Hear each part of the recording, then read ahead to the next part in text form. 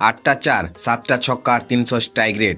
Match শেষে অবাক করা কথা বললেন, গুয়াহাটিতে বৈভবের ব্যাটিং তাণ্ডব।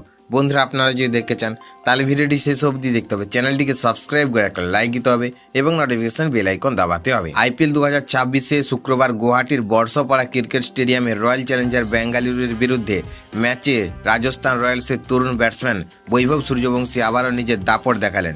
মাত্র 26 বলে 78 রানের বিস্ফোরক ইনিংস খেলেন তিনি, যেখানে ছিল 8টি 4, 7টি ছক্কা।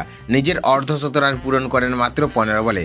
তার এই ঝোড়ো ইনিংসের উপর ভর করে রাজস্থান রয়্যাল সহজেই 6 উইকেটে ম্যাচ জিতে নেয়। তবে এত দুরন্ত পারফরমেন্সের পরও নিজেকে নিয়ে পুরোপুরি সন্তুষ্ট নন বৈভব। ম্যাচ শেষে মুরলী কার্তিককে দেওয়া সাক্ষাৎকারে তিনি জানান, আউট হলে তার খারাপ লাগে, কারণ তার বিশ্বাস উইকেটও আরও কিছুক্ষণ থাকলে দলকে অতিরিক্ত 15 থেকে 20 রান এনে দিতে পারতেন।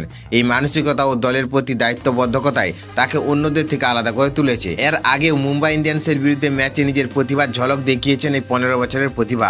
শক্তিশালী বোলিং আক্রমণের সামনে দাঁড়িয়ে জাসপ্রীত বুমরার মতো বিশ্বসেরা পেসারকে এক ওভারে 2টি ছক্কা মেরে চমকে দিয়েছেন সবাইকে। তার এই ব্যাটিং দেখে মুগ্ধ হয়েছেন কিংবদন্তি সুনীল গাভাস্কারও, যিনি বৈভবের প্রতিভার প্রশংসা করেছেন।